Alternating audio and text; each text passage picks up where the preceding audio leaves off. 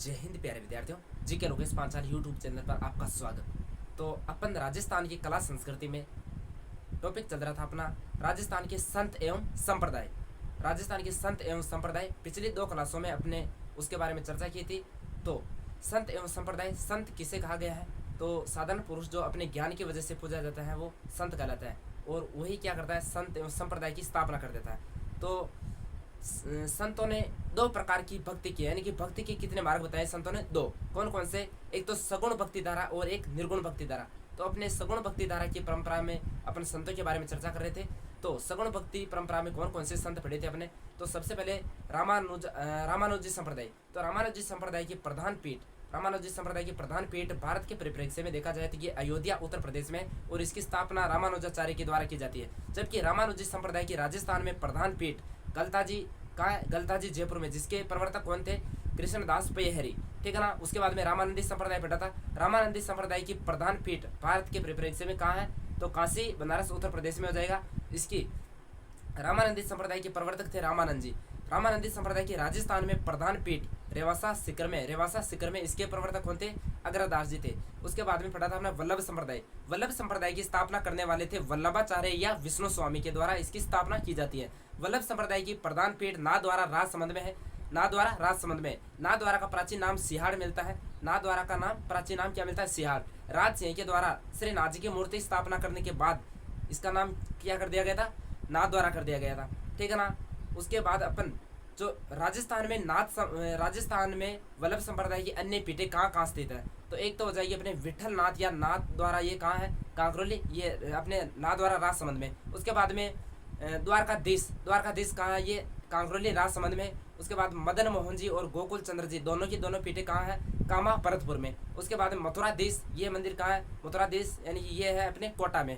उसके बाद पढ़ा था बालकृष्ण जी, बालकृष्ण जी सूरत गुजरात में हो जाएगा। उसके बाद गोकुल नाथ जी, ये कहाँ? गोकुल उत्तर प्रदेश में। तो ये थी वल्लभ संप्रदाय के बारे में। उसके बाद पढ़ा था अपना निम्बार्क संप्रदाय। निम्बार्क संप्रदाय की स्थापना करने वाले थे निम्बार्काचार्य के द्वारा इसकी स्थापना की गई थी। निम्बार्क संप्रदाय की प्रधान पीठ कहाँ है? तो इसकी प्रधान पीठ है वृंदावन उत्तर प्रदेश में।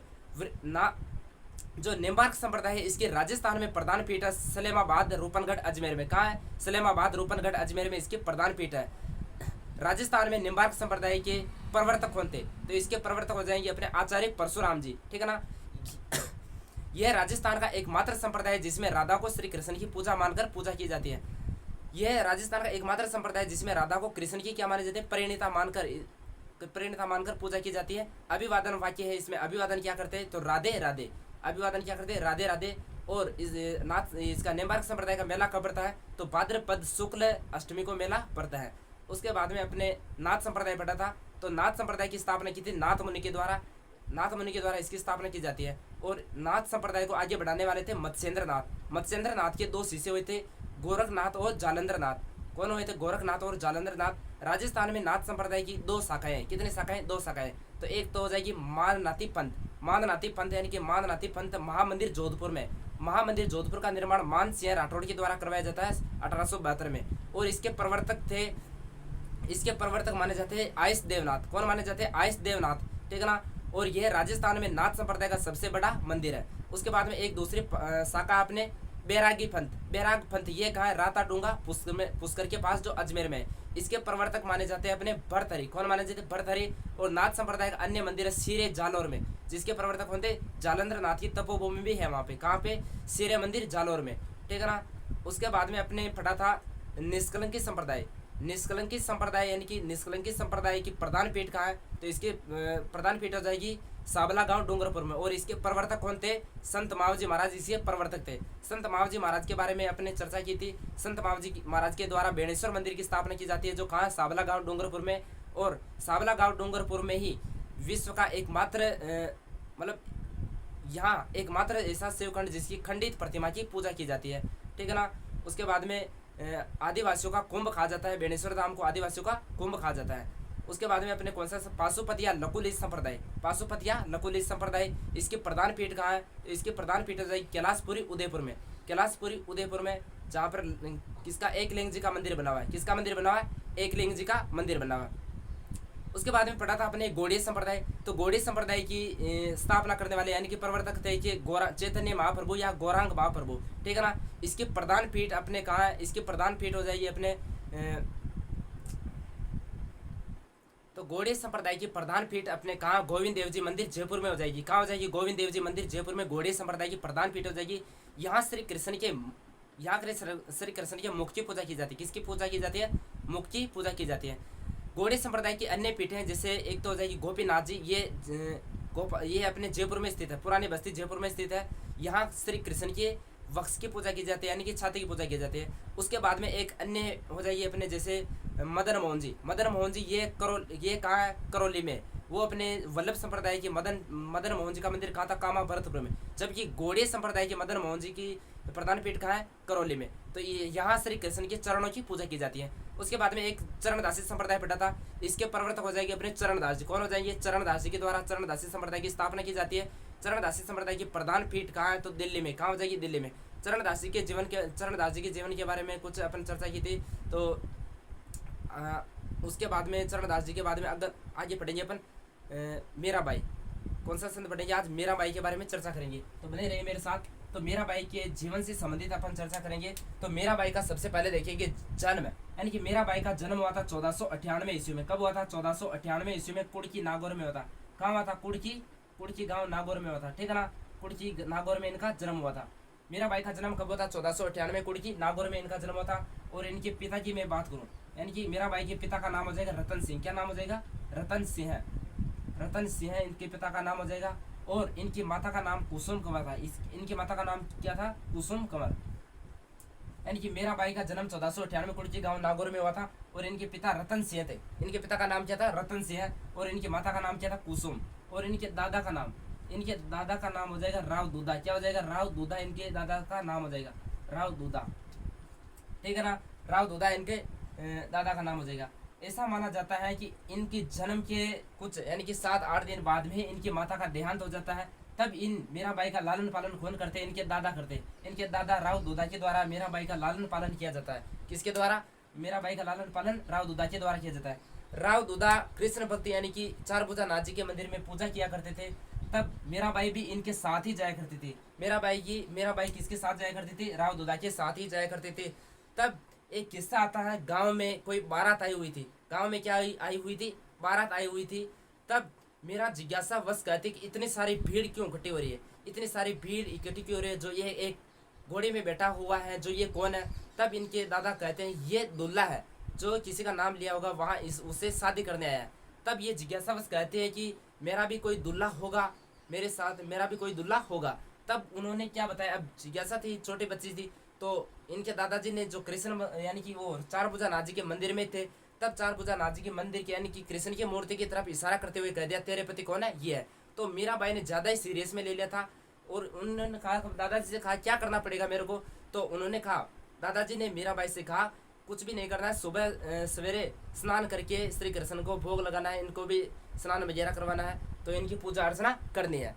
तब मीराबाई ऐसे पूजा करती रहती है। ऐसे करते करते मीराबाई क्या हो जाती है, जवान हो जाती है। जवान होने के बाद इनकी शादी की चिंता सताने लगी, यानी कि राव दूधा भी मतलब ये हो जाते हैं। फिर बाद में इनकी मीराबाई की शादी यानी कि 1516 यानी कि 1516 ईस्वी में इनकी मीराबाई की शादी मेवाड़ के महाराणा संग्राम सिंह के ज्येष्ठ पुत्र भोजराज के साथ कर दी जाती है। किसके साथ कर दी जाती है, मेवाड़ के महाराणा सांगा के पुत्र ज्येष्ठ पुत्र भोजराज के साथ इनकी शादी कर दी जाती है। किसकी, मीराबाई की शादी किनके साथ कर दी जाती है, भोजराज के साथ कर दी जाती है। तब मीराबाई मेड़ता से कहाँ आ जाती है, ये आ जाती है अपने मेवाड़ आ जाती है। मेवाड़ आ जाती है तो कुछ दिन बाद यानी कि कुछ दिन बाद इनका भी देहांत हो जाता है। किनका, भोजराज जी का क्या हो जाता है, देहांत हो जाता है। तब मीरा वही रहती है। और जो इनके पिताजी थे कौन, रतन सिंह बाजोली के सामंत हुआ करते थे। कहाँ के, बाजोली के सामंत हुआ करते थे। और ये भी 1527 में जब खानवा का युद्ध हुआ था, 1527 में खानवा का युद्ध हुआ था, उसमें कौन शहीद हो जाते हैं, इनके पिता रतन सिंह, ये भी शहीद हो जाते हैं। इसके बाद इन जो मेवाड़ का महाराणा कौन था, मेवाड़ का महाराणा राणा सांगा। तो राणा सांगा भी खानवा के युद्ध में शहीद हो जाता है। उसके बाद वहाँ का शासक बनता है रतन सिंह। कौन बनता है, रतन सिंह। जो रतन सिंह है भी कुछ समय बाद अपने बूंदी के सुरजन हाटा से यानी कि सुरजन हाटा के साथ लड़ता हुआ वीर गति को प्राप्त होता है। कौन? रतन सिंह। रतन सिंह के बाद मेवाड़ का शासक बनता है विक्रमादित्य। कौन बनता है? विक्रमादित्य मेवाड़ का शासक बनता है। विक्रमादित्य मेवाड़ का शासक बनता है। तब मीराबाई भी वहीं रहा करती थी। मीराबाई विधवा हो चुकी थी। तब ये कुंभ श्याम मंदिर में पूजा किया करती थी। वहां पे श्री कृष्ण को अपना पति मानकर कुंभ श्याम मंदिर में किसकी पूजा किया करती थी? ये श्री कृष्ण की पूजा करती थी ये कुंभ श्याम मंदिर में। कहाँ पे? कुंभ श्याम मंदिर में। श्री कृष्ण को अपना पति मानकर मीराबाई कुंभ श्याम मंदिर चित्तौड़गढ़ में क्या किया करती थी? पूजा अर्चना किया करती थी। तब विक्रमादित्य द्वारा अधिक कष्ट देने पर, यानी कि विक्रमादित्य ने मीराबाई की भक्ति में अनेक कष्ट पहुंचाए, यानी कि इनको अलग अलग प्रकार से, कभी भक्ति करती तो कभी वो जहर का प्याला भी, ऐसा कहा जाता, जहर का प्याला पिलवा दिया था, नागों से डसवाने, मतलब खूब कोशिश की थी इन्होंने मीराबाई की भक्ति में व्यवधान डालने की। किसने? विक्रमादित्य ने। तब मीराबाई चित्तौड़ छोड़कर कहाँ चली जाती है? मेड़ता चली जाती है। मीराबाई कहाँ चली जाती है? वापस मेड़ता चली जाती है। ठीक है ना? मेड़ता में इनके मेड़ता चली जाती है। मेड़ता से फिर बाद में कृष्ण भक्ति किया करती थी। तब इन्होंने सोचा कि अपन कहीं जो श्री कृष्ण के आराध्य स्थान है जहाँ घूम के आते हैं। तब मीरा कहाँ चली जाती है? वृंदावन चली जाती है। वृंदावन कहाँ पड़ता है? उत्तर प्रदेश में। तो मीराबाई मेड़ता से कहाँ चली जाती है? वृंदावन। कहाँ चली जाती है? वृंदावन। वृंदावन चली जाती है। वृंदावन से फिर कहाँ चली जाती है? ये वृंदावन से द्वारका चली जाती है। द्वारका ना, द्वारका चली जाती है मीराबाई वहां से। देखो मीराबाई वृंदावन से कहाँ चली जाती है? द्वारका। यहाँ से समझना, वृंदावन गई थी, वृंदावन मेड़ता से गई थी, तो मेड़ता से इसके साथ अन्य दासियां भी गई थी। अन्य दासियां और कुछ सैनिक गए थे। किसके साथ? मीराबाई के साथ गए थे। मेवाड़ की महारानी थी ये, तो इनके साथ कुछ सैनिक दासियां भी गई थी। तो वृंदावन से ये कहते हैं कि आप कहाँ चले जाओ? मेड़ता चले जाओ, मैं कुछ दिन बाद में आऊँगी। तब वहाँ से जो इनके साथ जो सैनिक यानी कि दासियाँ गई हुई थी, उनको कहाँ भेज देती है? ये मेड़ता भेज देती है, और मीराबाई वहीं रहती है। तब कुछ दिनों बाद में मेड़ता से उन्होंने भेजा, मतलब अब तो मीराबाई को लेकर आओ। तब मीराबाई को लेने जाते हैं। तब मीराबाई वहाँ से कहाँ चली जाती है? द्वारका चली जाती है। ठीक है ना? द्वारका से ऐसा कहा जाता है डाकोर मंदिर, यानी कि डाकोर कहाँ है? गुजरात में। द्वारका से कहाँ चली जाती है? डाकोर में जो रणछोड़ जी का मंदिर है, रणछोड़। सबसे पहले वृंदावन गई थी, वृंदावन से द्वारका चली गई, द्वारका से डाकोर रणछोड़ मंदिर में चली गई थी, डाकोर वृंदावन मंदिर में चली जाती। जब इनके जो सैनिक इनको लेने गए थे, तब ये कहती है, ब्राह्मण भी कुछ गए थे इनको लेने, तब ये कहती है, कौन? मीराबाई कहती है, मीराबाई कहती है कि मैं भगवान के यानी कि श्री कृष्ण के हाथ जोड़कर आ जाती हूँ, तब फिर चलेंगे अपन। तब ये बहुत देर हो जाती है, वापस वहाँ से नहीं आती है, यानी कि मंदिर में गई थी वहाँ से नहीं आती है। तब वो देखने जाते हैं पंडित भाई इतना टाइम हो गया क्यों नहीं आई। तब देखते हैं कि मीराबाई जो श्री कृष्ण की मूर्ति थी उसी में समा गई थी, यानी कि एक लास्ट दुपट्टा बचा था जो वो भी अंदर जा रहा था। ऐसा किन्होंने देखा था? पंडितों ने देखा था। तो ऐसा कुछ तथ्य आता है इनके बारे में, मीराबाई के बारे में। तो और देखते हैं इनके बारे में। मीराबाई देखो, इनके गुरु का नाम, गुरु की बात करें तो रैदास भी गुरु थे इनके। रैदास गुरु का क्या नाम मिलता है? रैदास। और पंडित गजाधर भी इनके गुरु का नाम मिलता है। रैदास दलित जाति से थे। मीराबाई यानी कि पूजा किया करती थी कहाँ पे? कुंभ श्याम मंदिर यानी कि चित्तौड़ में। चित्तौड़ में जब ये रहा करती थी, तब रैदास जी कहाँ आते? चित्तौड़ आते तो उनके भजन सुनने यानी कि उनके प्रवचन सुनने गजाया करती थी ये रैदास जी के। तब विक्रमादित्य इनको मना करता है, एक तो आप विधवा हो, बाहर नहीं निकल सकते हो, ठीक है ना? और जो रैदास जी के पास जाती है वो एक दलित जाति से बिलोंग करते हैं, यानी कि दलित है, उनको आप गुरु नहीं बना सकते हो, ठीक है ना? ये इतने मध्यकालीन समाज में इतने छुआछूत और ये हुआ करने के बावजूद भी ये मीराबाई वहाँ से निकलती है और मतलब बाहर निकलती है, ठीक है ना? उसके बाद में अपन इनके मंदिरों की बात करें।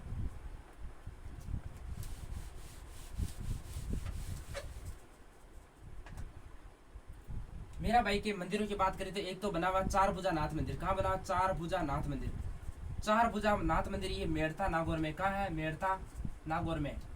मेड़ता चार भुजा नाथ मेड़ता नागौर में। इसी में भी मेरा की पूजा होती है। इसका निर्माण राव दुदाची द्वारा करवाया गया था। किसके द्वारा करवाया गया था? राव दुदाची द्वारा इसका निर्माण करवाया जाता है। एक मंदिर बना हुआ अपना कुंभ श्याम मंदिर। कौन सा मंदिर? कुंभ श्याम मंदिर। कुंभ श्याम मंदिर ये बना हुआ अपने चित्तौड़गढ़ में। कहाँ बना हुआ? चित्तौड़गढ़ में, ठीक है ना? चित्तौड़गढ़ में। इस जो कुंभ श्याम मंदिर है चित्तौड़गढ़ वाला, इसका निर्माण करवाया था अपने राणा कुंभाजी द्वारा, किसके द्वारा करवाया जाता है? राणा कुंभाजी द्वारा इसका निर्माण करवाया जाता है। एक मंदिर बना हुआ जगत शिरोमणि मंदिर, कौन सा? जगत शिरोमणि मंदिर, जगत शिरोमणि, जगत शिरोमणि मंदिर बना हुआ अपने जयपुर में बना हुआ। कहाँ बना हुआ? जयपुर में। जगत शिरोमणि मंदिर का निर्माण यानी करवाया था जगत सिंह की याद में। मान सिंह प्रथम की पत्नी कनकावती के द्वारा कौन से मंदिर का निर्माण करवाया जाता है? जगत सिंह का इसका निर्माण करवाया जाता है। ये कहाँ? जयपुर में। कनकावती निर्माण किसने करवाया था? कनकावती ने।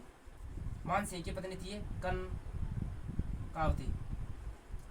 कनकावती के द्वारा कौन से मंदिर का निर्माण करवाया जाता है? अपने पुत्र जगत सिंह की याद में किस मंदिर का निर्माण करवाया था? जगत शिरोमणि मंदिर का निर्माण करवाया गया था। जहाँ जो बचपन में मेरा जिस काले यानी कि जो काली मूर्ति थी श्री कृष्ण की मूर्ति थी, वही मूर्ति कहाँ लगी हुई है? जयपुर में जगत शिरोमणि मंदिर में इनकी मूर्ति लगी हुई है। ठीक है ना। इसके बाद में अपन बात करें मीराबाई से, तब मीराबाई के जैसे पढ़ते हैं इनके ग्रंथ, कुछ ग्रंथ है जैसे पदावलियाँ।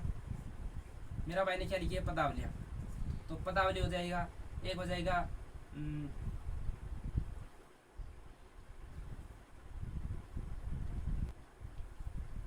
पदावली हो जाएगा सत्यभामानु रोशनो हो जाएगा। एक हो जाएगा सत्यभामानु रोशनो, सत्यभामानु रोशनो, रोशनो,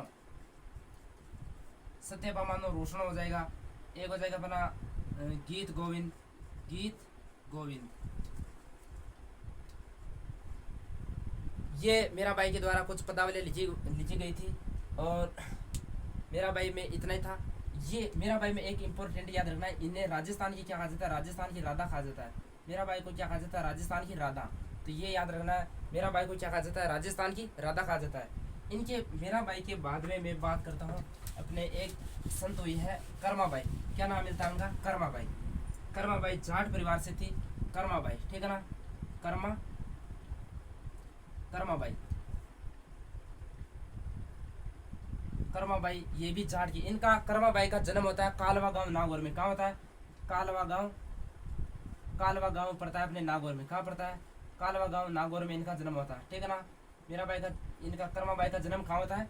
कालवा गांव नागौर में। ये जाट परिवार से थी। कौन सी परिवार से थी? जाट परिवार से थी। ठीक है ना।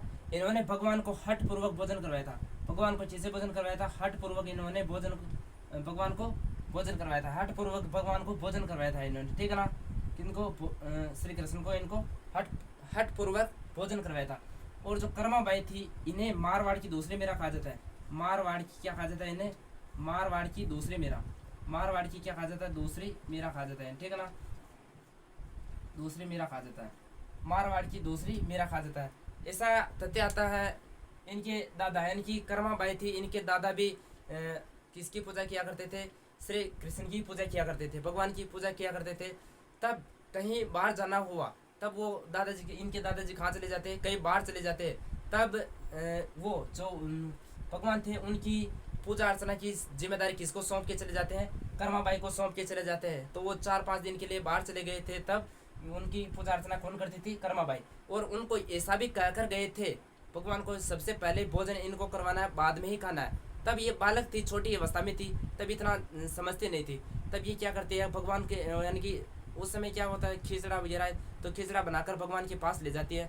तब भगवान को कहते हैं आप खाओगे, यानी कि भगवान के पास रख दिया। अब वो पत्थर की मूर्ति है, वो क्या कभी खाना खाया या नहीं खाया, फिर भी ये रख देती है। और इनके दादा कहकर गए थे जब तक भगवान खाना नहीं खाए तब जब तक तेरे को नहीं खाना है, इनके बाद में तुम्हारे को खाना खाना है। ठीक है ना। फिर बाद में ऐसा देखती है तो वो ऐसा का ऐसा ही पड़ा था। 1 घंटे बाद जाते फिर भी ऐसा का ऐसा ही पड़ा था। फिर बाद में तो इन्होंने हट पूर्वक यानी कि वहीं बैठ गई, आप खाओगे तभी खाऊंगी मैं। ठीक है ना।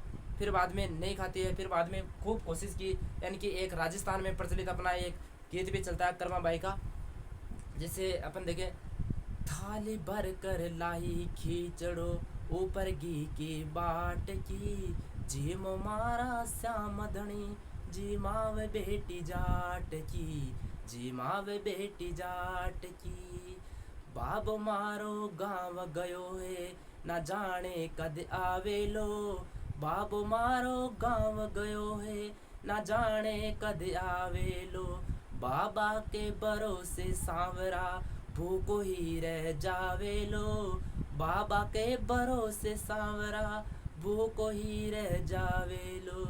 थाली भर कर लाई खींचड़ो ऊपर घी की बाट की। जी मो मारा श्याम धनी जी मावे बेटी जाट की।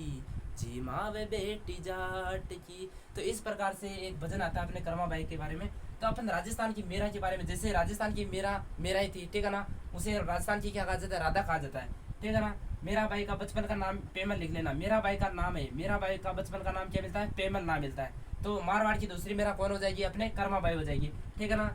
अब बात करते हैं अपन वागड़ की मीरा किसे कहते हैं। जितने भी राजस्थान में मीरा है वो देख लेते हैं। वागड़ की मीरा किसे कहा जाता है, तो गौरी बाई को वागड़ की मीरा कहा जाता है। किसे कहा जाता है, गौरी बाई को वागड़ की मीरा कहा जाता है, ठीक है ना। अब सेकावाटी की मीरा, सेकावाटी की मीरा किसे कहा जाता है, यानी कि सेकावाटी की मीरा हो जाएगी अपने करमेती बाई। कौन हो जाएगी, करमेती बाई को क्या कहा जाता है, सेकावाटी की मीरा, करमेती बाई। करमेती बाई को क्या कहा जाता है, सेकावाटी की मीरा कहा जाता है, जिनका मंदिर, जिनकी समाधि खंडेला शिखर में इनकी समाधि है। उसके बाद मतस्य की मीरा किसे कहा जाता है, किसकी मीरा, मतस्य की मीरा। मतस्य की मीरा हो जाएगी अपने समान बाई, क्या नाम हो जाएगा, समान बाई को क्या कहा जाता है, मतस्य की मीरा कहा जाता है, जिनका माहुंद अलवर में क्या है, इनकी समाधि है। मतस्य की मीरा हो गई, ठीक है ना। ये हो गए अपने वागड़ की मीरा, गौरी बाई को कहते हैं, सेकावाटी की मीरा करमेती बाई को कहते हैं, मतस्य की मीरा किसे कहेंगे, समान बाई को, ठीक है ना। और मारवाड़ की दूसरी मीरा हो जाएगी अपने ये कर्मा बाई।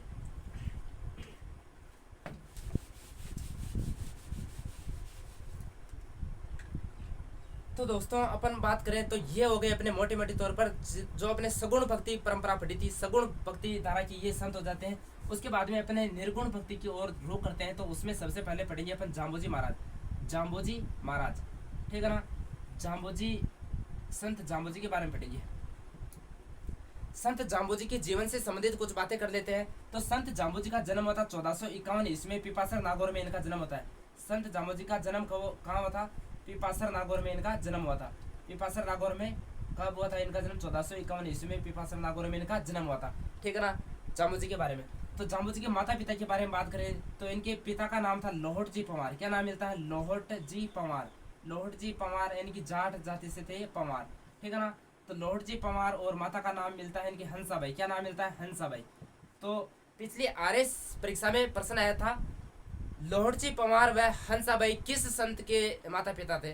तो उत्तर माना गया क्या हो जाएगा, जाम्बोजी महाराज। तो जाम्बोजी का जन्म 1451 ईस्वी पिपासर नागौर में होता है और लोहट जी पंवार व हंसाबाई इनकी माता थी, ठीक है ना। और इनके बचपन का नाम मिलता है धनराज। क्या नाम मिलता है, धनराज इनके बचपन का नाम हो जाएगा, यानी कि जाम्बोजी के बचपन का नाम क्या हो जाएगा, धनराज हो जाएगा।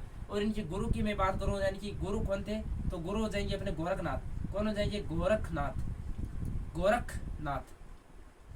जाम्बोजी के गुरु का क्या नाम मिलता है, गोरख नाम मिलता है। और इनके बचपन का नाम क्या है, धनराज था। माता पिता लोहट जी पंवार और हंसाबाई इनके माता पिता थे।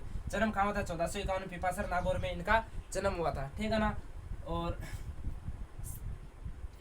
ऐसा कहते हैं कि संत जो जाम्बोजी थे, जाम्बोजी थे, इन्होंने समाज के उत्थान के लिए, समाज के उत्थान के लिए कितने नियम बनाए थे, 29 नियम बनाए थे इन्होंने, ठीक है ना। समाज के उत्थान के लिए इन्होंने कितने नियम बनाए थे, 29 नियम बनाए थे। और इन्होंने एक लाइन लिखी थी, सिर साटे रोक रहे तो भी सस्तो जान, यानी कि सिर साटे रोक रहे तो भी सस्तो जान। इस लाइन को चरितार्थ करने वाली, जो ये सिर साटे रोक रहे तो भी सस्तो जान, ये लाइन कौन कहकर गए थे, जाम्बोजी महाराज। जो ये लाइन है इसको चरितार्थ करने वाली अपनी, यानी कि प्रातः स्मरणीय महिला अमृता देवी बिश्नोई ने इसको चरितार्थ किया था। समय था अपने जोधपुर के राजा हुआ करते थे अभय सिंह। कौन, अभय सिंह जोधपुर के राजा थे। और उनके समय ऐसा कुछ तथ्य आता है, या तो महल बनाने के लिए लकड़ियों की आवश्यकता हुई थी, या महल बनाने के लिए पहले चूना का काम किया करते, यानी कि चूना काम में लिया करते थे। तो चूना किसका बनता है, लकड़ियों का बनता है। तब वहाँ से अपने सेनापति को भेजते, सेनापति का नाम गिरधारी दास बताया जाता है। तब वो खेजड़ली गांव में लकड़ियाँ काटने के लिए भेजता है। तब वहाँ कौन थी, अपने खेजड़ली गांव में भेजते हैं किनको, ये आए थे गिरधारी दास। गिरधारी दास सेनापति खेजड़ली गांव में आता है। और अमृता देवी बिश्नोई, अमृता देवी बिश्नोई, अमृता देवी बिश्नोई जब ये पूरा नज़ारा देखती है, यानी कि खेजड़ी के पेड़ों को काटा जा रहा है उनके सामने, तब वो सेनापति से कहते हैं कि इन हरे पेड़ पौधों को क्यों काट रहे हो, ठीक है ना, हरे पेड़ पौधों को क्यों काट रहे हो। तो उन्होंने कहा तो चुपचाप रहे, हम काटेंगे, यानी कि राजा का आदेश है चाहिए।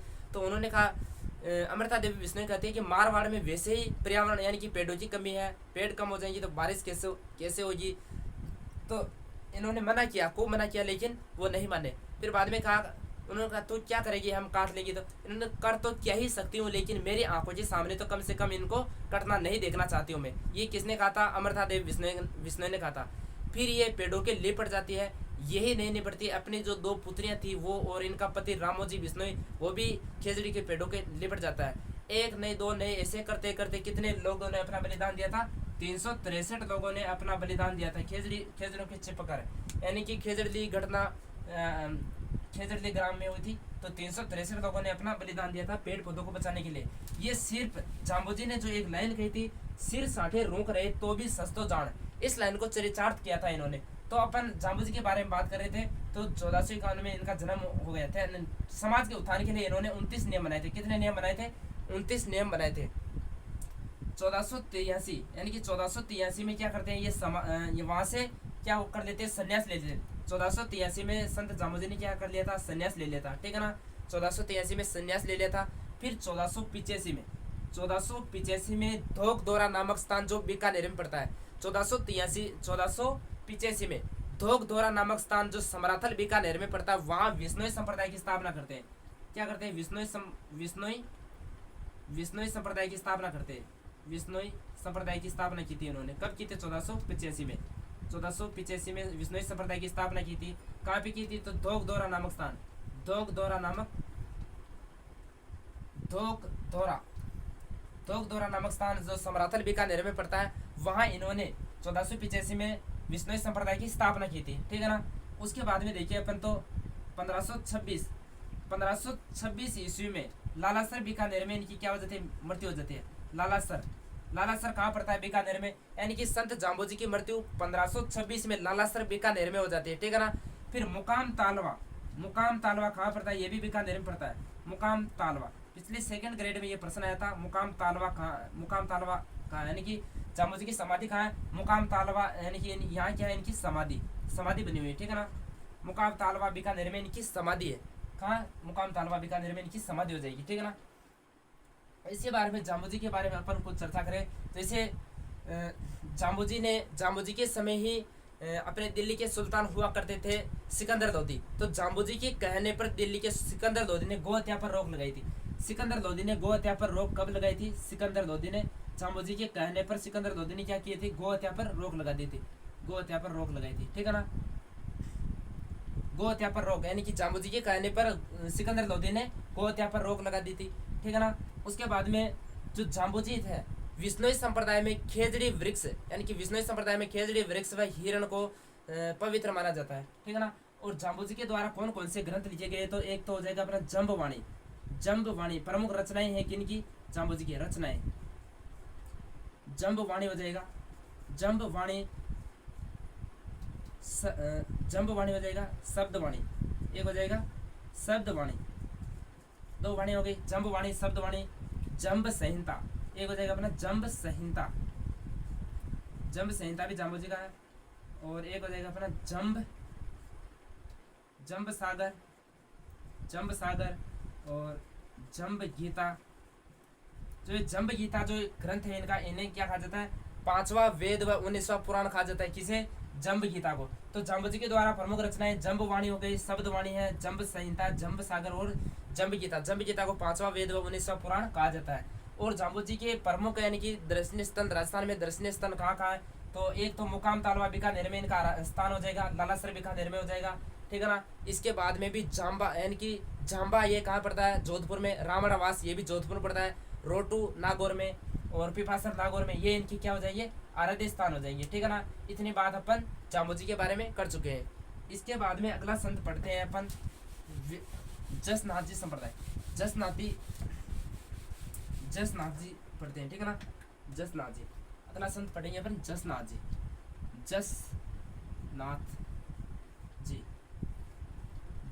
जी का जन्म, यानी कि जसनाथ जी के जन्म की बात करें तो इनका जन्म हुआ था कतरिया सर बीकानेर में। कहाँ हुआ था, कतरिया सर बीकानेर में इनका जन्म हुआ था। कतरिया सर बीकानेर में इनका जन्म हुआ था, जसनाथ जी का जन्म हुआ था। जसनाथ जी के भी माता पिता की बात करूं तो हमीर जी जानी इनके पिता हो जाएंगे। हमीर जी ज्याणी इनके पिता थे, और हमीर जी ज्याणी इनके पिता हो जाएंगे। और माता की बात करूँ तो रूपा दे, क्या नाम था, रूपा दे। यानी कि जसनाथ जी का जन्म कहाँ हुआ था, कतरेसर बीकानेर में। इनके पिता का नाम क्या था, हमीर जी ज्याणी, और माता का नाम रूपा दे। और इनके गुरु का नाम, यानी कि इनके गुरु का नाम भी क्या हो जाएगा, गोरखनाथ।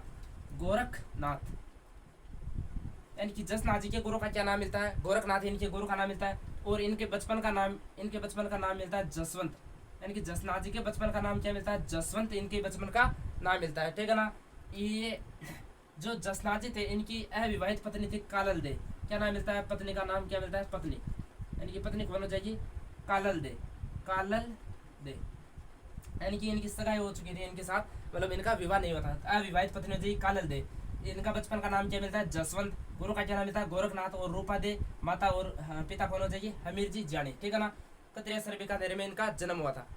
अब देखते हैं जसनाती, ये राजस्थान में जितने भी संत हुए ये सबसे कम उम्र है, यानी कि एकमात्र संत जो थे जो सबसे कम आयु के संत जो जीवित समाधि ली थी, ठीक है ना। इन्होंने 1506 में जीवित समाधि ली थी। मात्र 24 वर्षीय संत थे जिन्होंने 24 वर्ष की, यानी कि सबसे कम आयु के संत जो समाधि लेते हैं 24 वर्ष की आयु में, कब लेते हैं, 1506 ईस्वी में। और 1504 ईस्वी में इन्होंने जसनाती संप्रदाय की स्थापना की। जसनाती संप्रदाय की स्थापना कब की थी इन्होंने, 1504 में इन्होंने जसनाती संप्रदाय की स्थापना की थी, ठीक है ना। और जसनाती संप्रदाय में कौन सा नृत्य किया जाता है, अग्नि नृत्य। कौन सा नृत्य किया जाता है, अग्नि नृत्य। यानी कि जसनाथ जी ने कौन से नृत्य को प्रोत्साहन दिया था, अग्नि नृत्य को प्रोत्साहन दिया था, प्रोत्साहित किया था, ठीक है ना। अग्नि नृत्य किया जाता है कौन से संप्रदाय में, जसनाती संप्रदाय में। और अग्नि नृत्य करते समय क्या क्या बोला जाता है, फतेह फतेह बोला जाता है। क्या बोला जाता है, फतेह फतेह। कब बोला जाता है, अग्नि नृत्य करते समय क्या बोला जाता है, फतेह फतेह, ठीक है ना। अग्नि नृत्य करते समय क्या बोला जाता है, फतेह फतेह बोला जाता है। जबकि भील जनजाति में युद्ध के समय क्या बोला जाता है, फायरे फायरे। तो ये याद रखना, अग्नि नृत्य कौन से संप्रदाय में किया जाता है, जसनाती संप्रदाय में। इनका प्रमुख नृत्य यानी कहाँ किया जाता है, कतरेसर बीकानेर में। आगे अपने बीकानेर के जो महाराजा गंगा सिंह हुए थे, महाराजा गंगा सिंह इस नृत्य को अलग अलग स्थानों पर जाते रहते थे वो, तो इस नृत्य को आगे वो प्रोत्साहित करते हैं, ठीक है ना। और जो अंगारों में किया जाता है, ये किस में किया जाता है, अंगारों में, यानी इसलिए तो इसे अग्नि नृत्य कहते हैं। और जसनाथ जी के बारे में अपन और बात करें तो जसनाथ जी ने, यानी कि जसनाथ जी को सिकंदर लोधी ने 500 बीघा जमीन दान में दी थी। 500 बीघा जमीन दान में किसने दी थी, तो ये दी थी अपने दिल्ली के सिकंदर लोधी ने, ठीक है ना। किसे दी थी, जसनाथ जी को। जसनाती संप्रदाय ने, जसनाथ जी ने कितने नियम बनाए थे, 36 नियम। यानी कि जसनाती संप्रदाय को मानने वाले कितने नियमों को फॉलो करते, इन्होंने 36 नियम बनाए। कितने नियम, 36 नियम। जबकि जाम्बू जी ने कितने नियम बताए थे, 29 नियम। जबकि जसनाथ जी ने 36 नियम बताए हैं। कितने नियम, 36 नियम। और जो जसनाती होते हैं ये गले में काली ऊन का धागा पहनते। गले में क्या पहनते, गले में काली ऊन का धागा, और जाल वृक्ष और मोर पंख। यानी कि जो जसनाती संप्रदाय के लोग होते हैं गले में काले ऊन का धागा, जाल वृक्ष व मोर पंख को क्या मानते हैं, पवित्र मानते हैं। तो ये थे अपने जसनाती संप्रदाय के। तो दोस्तों आशा करता हूँ ये वीडियो आपको बहुत ही पसंद आएगी। तो आज अपने मीराबाई के बारे में और जाम्बू जी के बारे में और जसनाथ जी के बारे में चर्चा की है। और भी आप आने वाली वीडियो को देखते रहिए और इस वीडियो को ज़्यादा से ज़्यादा अपने दोस्तों के साथ शेयर करें और चैनल को भी सब्सक्राइब कर लें।